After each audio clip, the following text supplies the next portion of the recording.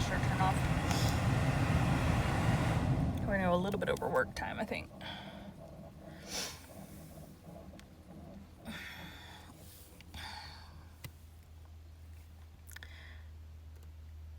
Today we'll be continuing Little Women by Louisa May Alcott. 39. Lazy Lawrence. Laurie went to Nice, intending to stay awake. Oh my God. Laurie went to Nice, intending to stay a week, and remained a month.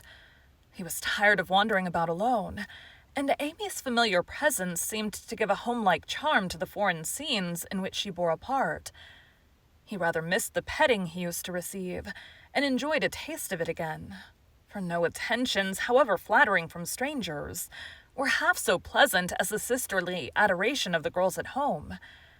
Amy never would pet him like the others, but she was very glad to see him now, and quite clung to him, feeling that he was the representative of the dear family for whom she longed more than she would confess.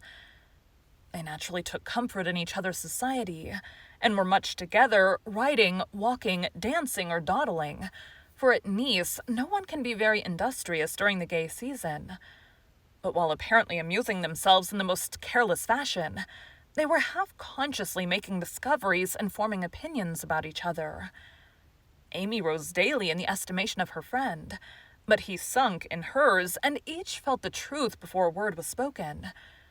Amy tried to please, and succeeded, for she was grateful for the many pleasures he gave her, and repaid him with the little services to which womanly women know how to lend an indescribable charm.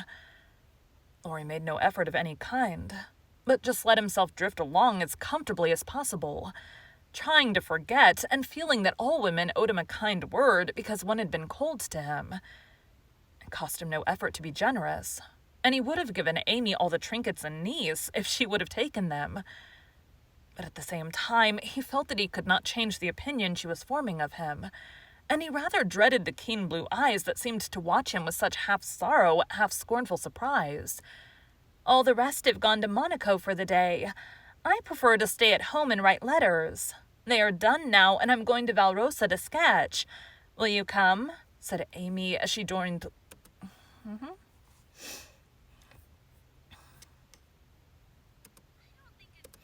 I don't think it's... Yeah, we're right. Said Amy as she joined Laurie one lovely day when he lounged in as usual about noon. "Well, yes, but isn't it rather warm for such a long walk?"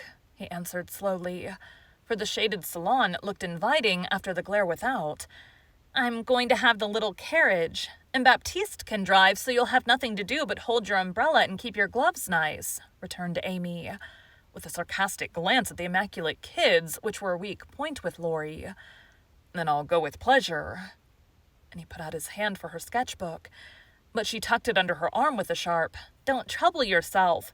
It's no exertion to me, but you don't look equal to it." Laurie lifted his eyebrows and followed at a leisurely pace as she ran downstairs. But when they got into the carriage, he took the reins himself, and left little Baptiste nothing to do but fold his arms and fall asleep on his perch. The two never quarreled. Amy was too well-bred, and just now Laurie was too lazy. So in a minute he peeped under her hat brim with an inquiring air. She answered with a smile, and they went on together in the most amicable manner. It was a lovely drive, along winding roads rich in the picturesque scenes that delight beauty-loving eyes. Here an ancient monastery, whence the solemn chanting of the monks... Whence the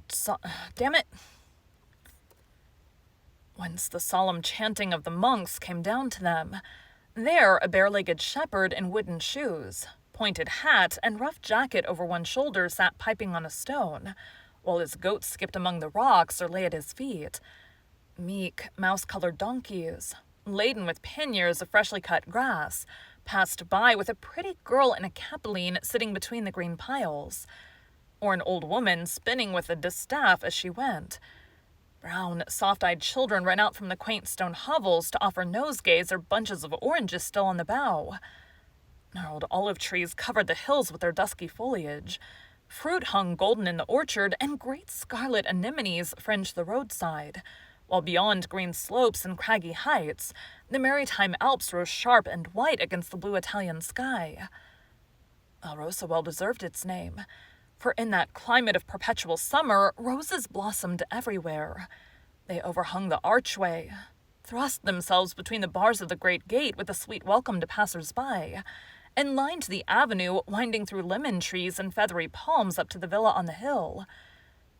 Every shadowy nook, where seats invited one to stop and rest, was a mass of bloom. Every cool grotto had its marble nymph smiling from a veil of flowers, and every fountain reflected crimson, white, or pale pink roses, leaning down to smile at their own beauty. Roses covered the walls of the house, draped the cornices, climbed the pillars, and ran riot over the balustrade of the wide terrace, whence one looked down on the sunny Mediterranean and the white-walled city on its shore. "This is a regular honeymoon paradise, isn't it? Did you ever see such roses?" asked Amy, pausing on the terrace to enjoy the view, and a luxurious whiff of perfume that came wandering by. "No." Stomach?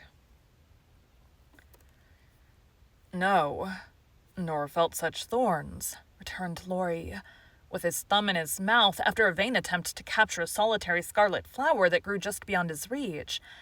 "Try lower down and pick those that have no thorns," said Amy, gathering 3 of the tiny cream-colored ones that starred the wall behind her.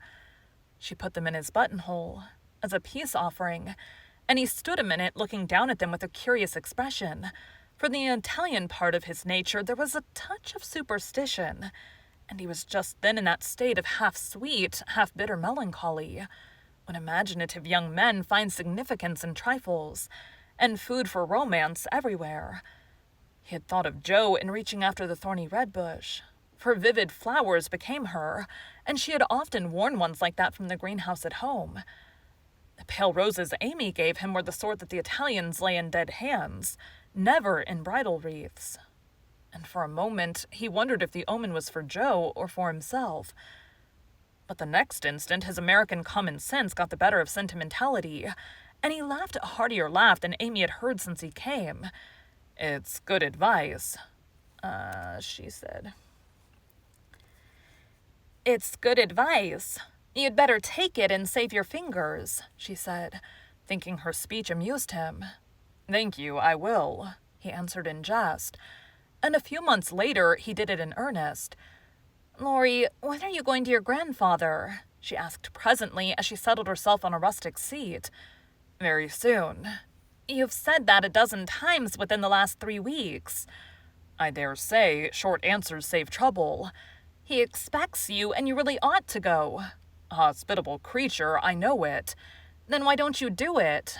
"Natural depravity, I suppose." "Natural indolence, you mean. It's really dreadful." And Amy looked severe. "Not so bad as it seems, for I should only plague him if I went, so I might as well stay and plague you a little longer, and you can bear it.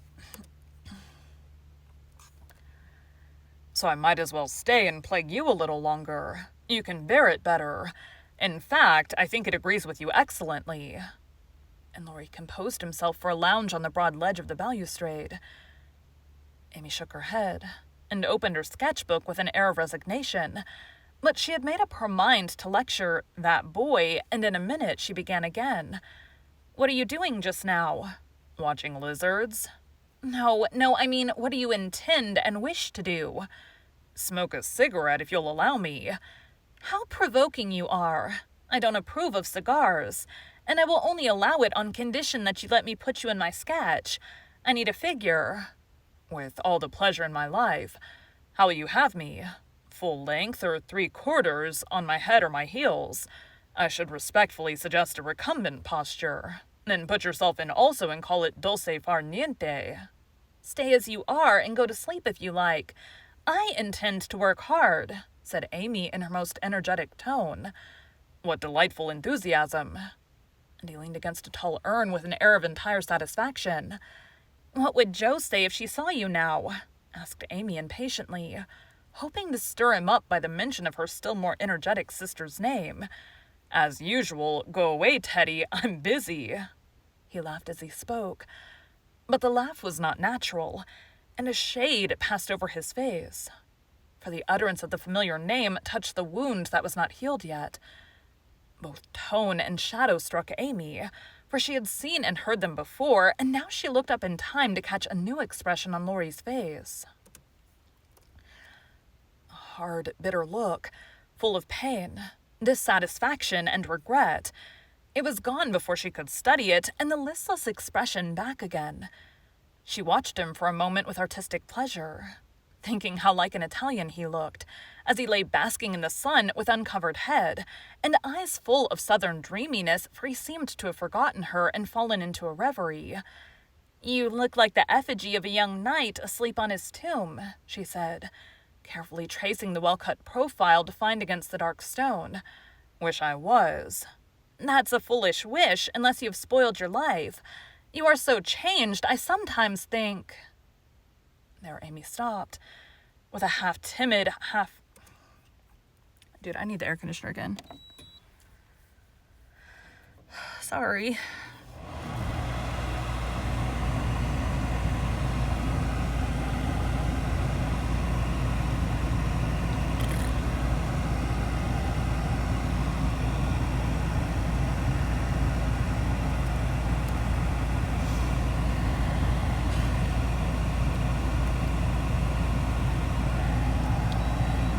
Suddenly just got like super hot. Hold on for a second. Which probably means I'm gonna have to turn it on a couple more times.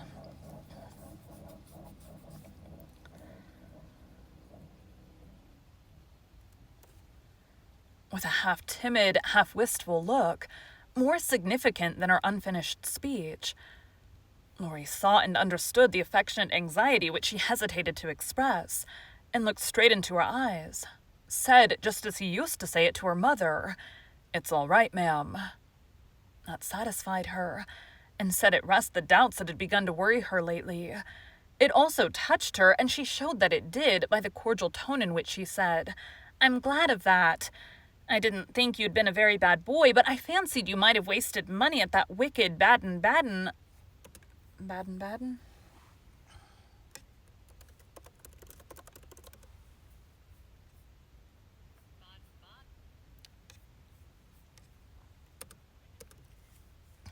Baden-Baden. "I didn't think you'd been a very bad boy, but I fancied you might have wasted money at that wicked Baden-Baden. Lost your heart to some charming Frenchwoman with a husband, or got into some of the scrapes that young men seem to consider a necessary part of a foreign tour. Don't stay out there in the sun. Come and lie on the grass here and let us be friendly, as Joe used to say when we got in the sofa corner and told secrets." Laurie obediently threw himself down on the turf, and began to amuse himself by sticking daisies into the ribbons of Amy's hat that lay there. "I'm all ready for the secrets." And he glanced up with a decided expression of interest.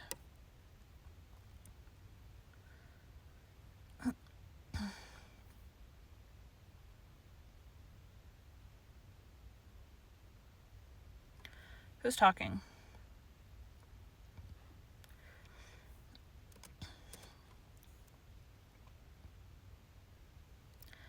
Him, her, him, her, him. Okay.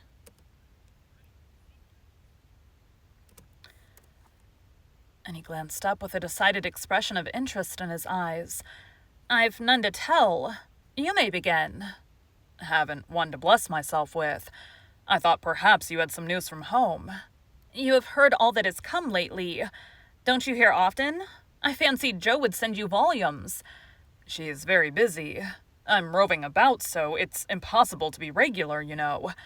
When do you begin your great work of art, Raffaella?" he asked, changing the subject abruptly after another pause in which he had been wondering if Amy knew his secret and wanted to talk about it. "Never," she answered, with a despondent but decided air. "Rome took all the vanity out of me. For after seeing the wonders there, I felt too insignificant to live, and gave up all my foolish hopes in despair." "Why should you, with so much energy and talent?" "That's just why. Because talent isn't genius, and no amount of energy can make it so. I want to be great or nothing. I won't be a commonplace dauber, so I don't intend to try any more. And what are you going to do with yourself now, if I may ask? Polish up my other talents and be an ornament to society if I get the chance.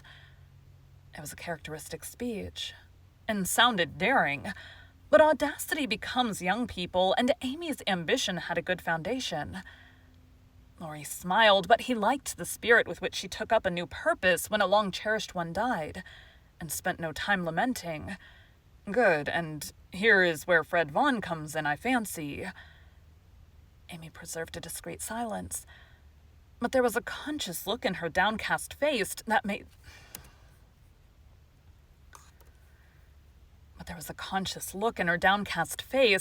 Laurie sit up and say gravely, "Now I'm going to play brother and ask questions. May I?" "I don't promise to answer." "Your face will if your tongue won't. You aren't a woman of the world enough yet to hide your feelings, my dear. I heard rumors about Fred and you last year, and it's my private opinion that if he had not been called home so suddenly and detained so long, something would have come of it, eh?" "That's not for me to say," was Amy's prim reply. But her lips would smile, and there was a traitorous sparkle of the eye, which betrayed that she knew her power and enjoyed the knowledge. "You are not engaged, I hope?" And Laurie looked very elder-brotherly and grave all of a sudden. "No." "But you will be if he comes back and goes properly down upon his knees, won't you?" "Very likely." "Then you are very fond of old Fred?" "I could be if I tried." "But you don't intend to try till the proper moment. Bless my soul, what unearthly prudence! He's a good fellow, Amy, but not the man I fancied you'd like." "He is rich, a gentleman, and has delightful manners," began Amy, trying to be quite cool and dignified, but feeling a little ashamed of herself, in spite of the sincerity of her intentions. "I understand. Queens of society can't get on without money. So you mean to make a good match and start in that way? Quite right and proper as the world goes. But it sounds odd from the lips of one of your mother's girls." "True, nevertheless." A short speech, but the quiet decision with which it was uttered contrasted curiously with the young speaker. Laurie felt this instinctively, and laid himself down again with a sense of disappointment which he...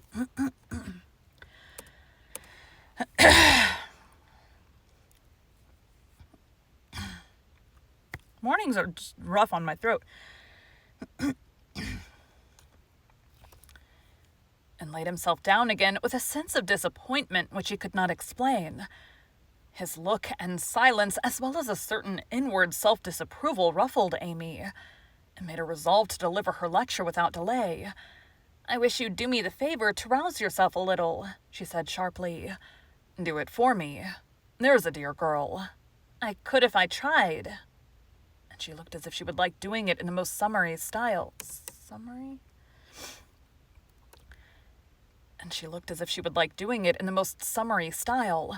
"Try, then. I give you leave," returned Laurie, who enjoyed having someone to tease after his long absence from his favorite pastime. "You'd be angry in 5 minutes." "I'm never angry with you. It takes 2 flints to make a fire. You are as cool and soft as snow." "You don't know what I can do. Snow produces a glow and a tingle if applied rightly. Your indifference is half affection, and a good stirring up would prove it." "Stir away. It won't hurt me, and it may amuse you, as the big man said when his little wife beat him. Regard me in the light of a husband or a carpet, and beat till you are tired, if that sort of exercise agrees with you." Being decidedly nettled herself, and longing to see him shake off the apathy that so altered him, Amy sharpened both tongue and pencil and began. "Flo and I have got a new name for you. It's Lazy Lawrence. How do you like it?" She thought it would annoy him, but he only folded his arms under his head with an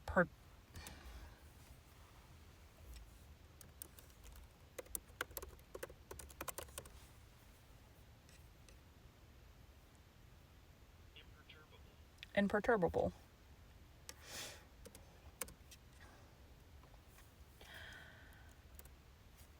But he only folded his arms under his head with an imperturbable, "That's not bad. Thank you, ladies." "Do you want to know what I honestly think of you?" Pining to be told. "Well, I despise you." If she had even said, "I hate you," in a petulant or coquettish tone, he would have laughed and rather liked it. But the grave, almost sad accent of her voice made him open his eyes and ask quickly, "Why, if you please?" "Because, with every chance for being good, useful, and happy, you are faulty, lazy, and miserable." "Strong language, mademoiselle." "If you like it, I'll go on." "Pray do, it's quite interesting." "I thought you'd find it so. Selfish people always like to talk about themselves." "Am I selfish?" The question slipped out involuntarily, and in a tone of surprise, for the one virtue on which he prided himself was generosity. "Yes, very selfish," continued Amy, in a calm, cool voice twice as effective just then as an angry one. "I'll show you how. For I've studied you while we've been frolicking, and I'm not at all satisfied with you. Here you've been abroad nearly 6 months and done nothing but waste time and money and disappoint your friends." "Isn't a fellow to have any pleasure after a 4 years' grind?" "You don't look as if you've had much. At any rate, you are none the better for it, as far as I can see. I said when we first met that you had improved. Now I take it all back, for I don't think you half so nice as when I left you at home." Ow. "You've grown abominably lazy. You like gossip and waste time on frivolous things. You are contented to be petted and admired by silly people instead of being loved and respected by wise ones. With money, talent, position, health, and beauty. You like that old vanity. But it's the truth, so I can't help saying it. With all these splendid things to use and enjoy, you can find nothing to do but dawdle. And instead of being the man you might and ought to be, you are only—" There she stopped, with a look that had both pain and pity in it. "St. Lawrence on a gridiron," added Laurie, blandly finishing the sentence. But the lecture began to take effect, for there was a wide-awake sparkle in his eyes now, and a half-angry, half-injured expression replaced the former indifference. "I supposed you'd take it so. You men tell us we are angels and say we can make you what we will. But the instant we honestly try to do you good, you laugh at us and won't listen, which proves how much your flattery is worth." Amy spoke bitterly, and turned her back on the exasperating martyr at her feet. In a minute, a hand came down over the page so that she could not draw, and Laurie's voice said with a droll imitation of a penitent child, "I'll be good. Oh, I will be good." But Amy did not laugh, for she was in earnest, and tapping on the outspread hand with her pencil said soberly, "Aren't you ashamed of a hand like that? It's as soft and white as a woman's, and looks as if it never did anything but wear Joven's best gloves and pick flowers for ladies. You are not a dandy, thank heaven, so I'm glad to see there are no diamonds or big seal rings on it. Only the little old one Joe gave you so long ago. Dear soul, I wish she was here to help me." "So do I." The hand vanished as suddenly as it came, and there was energy enough in the echo of her wish to suit even Amy. She glanced down at him with a new thought in her mind, but he was lying with his hat half over his face, as if for shade, and his mustache hid his mouth. She only saw his chest rise and fall, with a long breath that might have been a sigh, and the hand that wore the ring nestled down into the grass as if to hide something too precious or too tender to be spoken of. All in a minute, various hints and trifles assumed shape and significance in Amy's mind, and told her what her sister never had confided to her. She remembered that Laurie never spoke voluntarily of Joe. She recalled the shadow on his face just now, a change in his character, and the wearing of the little old ring, which was no ornament to a handsome hand. Girls are quick to read such signs and feel the Girls are quick to read such signs,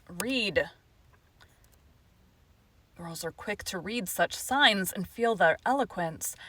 Amy had fancied that perhaps a love trouble was at the bottom of the alteration, and now she was sure of it. Her keen eyes filled, and when she spoke again, it was in a voice that could beautifully...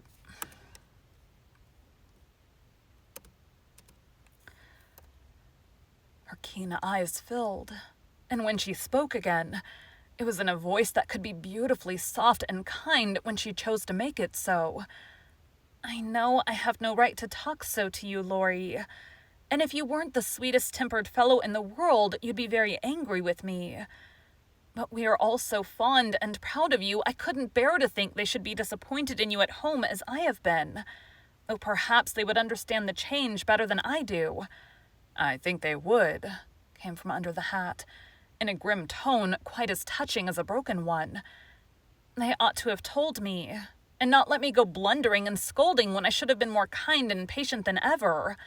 I never did like that Miss Randall, and now I hate her," said artful Amy, wishing to be sure of her facts this time. "Hang Miss Randall." And Laurie knocked the hat off his face, with a look that left no doubt of his sentiments toward that young lady. "I beg pardon, I thought—" And there she paused diplomatically. "No, you didn't. You knew perfectly... No, you didn't. You knew perfectly well I never cared for anyone but Joe." Laurie said that in his old impetuous tone, and turned his face away as he spoke. "I did think so. But as I never said anything about it, and you came away, I supposed I was mistaken. And Joe wouldn't be kind to you? Why, I was sure she loved you dearly." "She was kind, but not in the right way. And it's lucky for her she didn't love me, and it's lucky for her she didn't love me if I'm the good-for-nothing fellow you think me. It's her fault, though, and you may tell her so." The hard, bitter look came back again as he said that, and it troubled Amy, for she did not know what balm to apply. "I was wrong. I didn't know. I'm very sorry I was so cross, but I can't help wishing you bear it better, Teddy dear." "Don't. That's her name for me." And Laurie put up his hand with a quick gesture to stop the words spoken in Joe's half-kind, half-reproachful tone. "Wait till you've tried it yourself," he added in a low voice, as he pulled up the grass by the handful. "I'd take it manfully and be respected if I couldn't be loved," said Amy, with the decision of one who knew nothing about it. Now Laurie flattered himself that he had borne it remarkably well, making no moan, asking no sympathy, and taking his trouble away to live it down alone. Amy's lecture put the matter in a new light, and for the first time it did look weak and selfish to lose heart at the first failure, and shut himself up in moody indifference. He felt as if suddenly shaken out of a pensive dream, and found it impossible to go to sleep again. Presently he sat up and asked slowly, "Do you think Joe would despise me as you do?" "Yes, if she saw you now. She hates lazy people. Why don't you do something splendid and make her love you?" "I did my best, but it was no use." "Graduating well, you mean? That was no more than you ought to have done for your grandfather's sake. It would have been shameful to fail after spending so much time and money when everyone knew you could do well." "I did fail. Say what you will, for Joe wouldn't love me," began Laurie, leaning his head on his hand in a despondent attitude. "No, you didn't, and you'll say so in the end, for it did you good and proved that you could do something if you tried. If you'd only set about another task of some sort, you'd soon be your hearty, happy self again, and forget your trouble." "That's impossible." "Try it and see. You needn't shrug your shoulders and think much she knows about such things." "I don't pretend to be wise, but I am observing, and I see a great deal more than you'd imagine.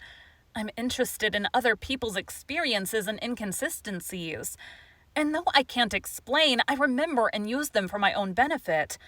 Love Joe all your days if you choose, but don't let it spoil you, for it's wicked to throw away so many good gifts because you can't have the one you want.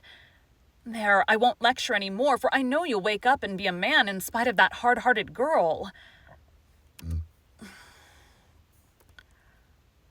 Neither spoke for several minutes.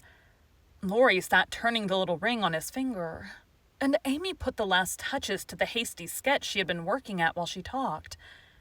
Presently she put it on his knee, merely saying, "How do you like that?" He looked, and then he smiled, as he could not well help doing, for it was capitally done. The long, lazy figure on the grass, with listless face, half-shut eyes, and one hand holding a cigar from which came the little wreath of smoke that encircled the dreamer's head. "How well you draw," he said, with genuine surprise and pleasure at her skill, adding with a half-laugh, "Yes, that's me." "As you are. This is as you were." And Amy laid another sketch beside the one he held. It was not nearly so well done, but there was a life and spirit in it which atoned for many faults. And it recalled the past so vividly that a sudden change swept over the young man's face as he looked.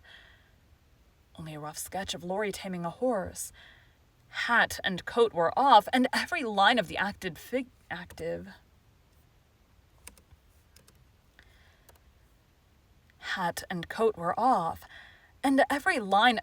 figure, resolute face, and commanding attitude was full of energy and meaning. The handsome brute, just subdued, stood arching his neck under the tightly drawn rein, with one foot impatiently pawing the ground, and ears pricked up as if listening for the voice that had mastered him. In the ruffled mane, the rider's breezy hair and erect attitude, there was a suggestion of suddenly arrested motion, of strength, courage, and youthful buoyancy that contrasted sharply with the supine grace of the Dolce sketch. Laurie said nothing, but as his eyes went from one to the other, Amy saw him flush up and fold his lips together as if he read and accepted the little lesson she had given him. That satisfied her, and without waiting for him to speak, she said in her sprightly way, "Don't you remember the day you played Rary with Puck and we all looked on? Meg and Beth were frightened, but Joe clapped and pranced and I sat on the fence and drew you. I found that sketch in my portfolio the other day, touched it up and kept it to show you." "Much obliged. You've improved immensely since then, and I congratulate you. May I venture to suggest in a honeymoon paradise that 5 o'clock is the dinner hour at your hotel?" Laurie rose as he spoke, returning the pictures with a smile and a bow, and looked at his watch, as if to remind her that even moral lectures should have an end. He tried to resume his former easy, indifferent air, but it was an affection now, for the rousing head had been more...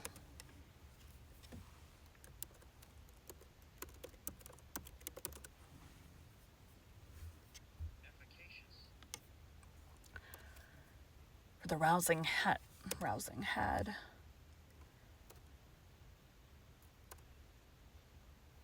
That's not what I meant to do. For the rousing had been more efficacious than he would confess. Amy felt the shade of coldness in his manner and said to herself, "Now I've offended him. Well, if it does him good, I'm glad. If it makes him hate me, I'm sorry, but it's true and I can't take back a word of it." They laughed and chatted all the way home, and little Baptiste up behind thought that the Monsieur and Mademoiselle were in charming spirits. But both felt ill at ease.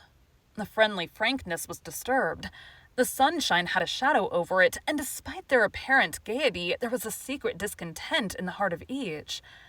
"Shall we see you this evening, mon frère?" asked Amy as they parted at her aunt's door. "Unfortunately, I have an engagement. Au revoir, mademoiselle." And Laurie bent as if to kiss her hand, in the foreign fashion which became him better than many men. Something in his face made Amy say quickly and warmly, "No, be yourself with me, Laurie, and part in a good old way. I'd rather have a hearty English handshake than all the sentimental salutations in France. Goodbye, dear."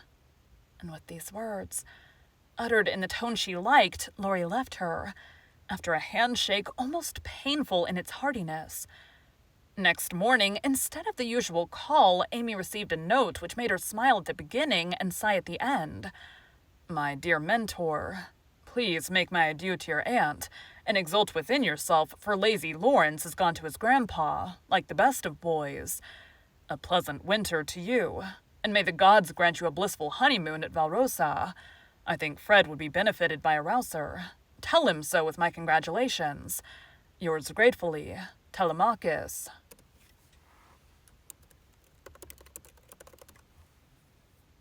Really?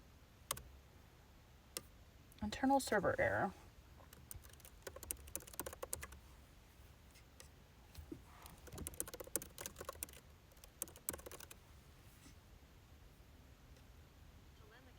Telemachus.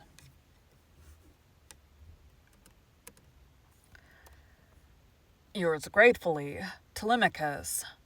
Good boy, I'm glad he's gone, said Amy, with an approving smile. The next minute her face fell, as she glanced about the empty room, adding with an involuntary sigh, Yes, I am glad, but how I shall miss him. Thank you for joining Bite at a Time Books today, while we read a bite of one of your favorite classics. Again, my name is Bree Carlile, and I hope you come back tomorrow for the next bite of Little Women. That was a little bit longer. Alright, time to go to work. Thanks, guys.